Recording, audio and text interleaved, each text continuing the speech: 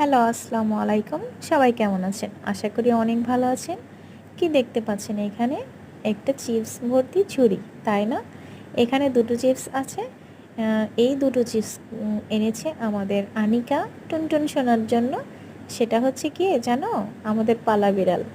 আনিকা ওকে ছোটোবেলা থেকে পালে এবং আনিকা অনেক চিপস পছন্দ করে, যদিও চিপস স্বাস্থ্যের জন্য ভালো নয়, কিন্তু আনিকা এবং আমাদের পালা বিড়াল মিকো ও অনেক পছন্দ করে।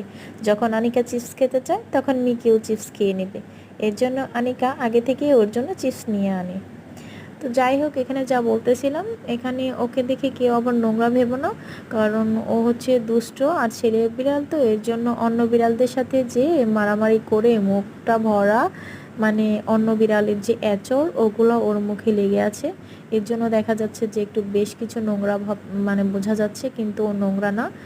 আর এখানেও চিপস উঠিয়ে খেতে পারছিল না, কারণ ওকে অন্য বিড়ালে অনেক মানে আহত করে ফেলেছে মেরে সেজন্য।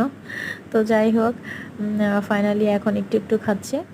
আর আনিকার সাথে ওর বন্ডিংটা অনেক ভালো। আনিকা যখনই ডাক দেয়, এই মিকু চলে আসো, আর মিকু তো দৌড় পেরে চলে আসে আনিকার কাছে। তো আমাদের বিড়ালের মতন কার কার বিড়াল চিপস খেতে ভালোবাসে বা পছন্দ করে অবশ্যই কমেন্টে জানাবা তোমরা। আর আমার ভিডিওটি ভালো লাগলে লাইক কমেন্ট শেয়ার করবা। Thanks for watching. আসসালামু আলাইকুম।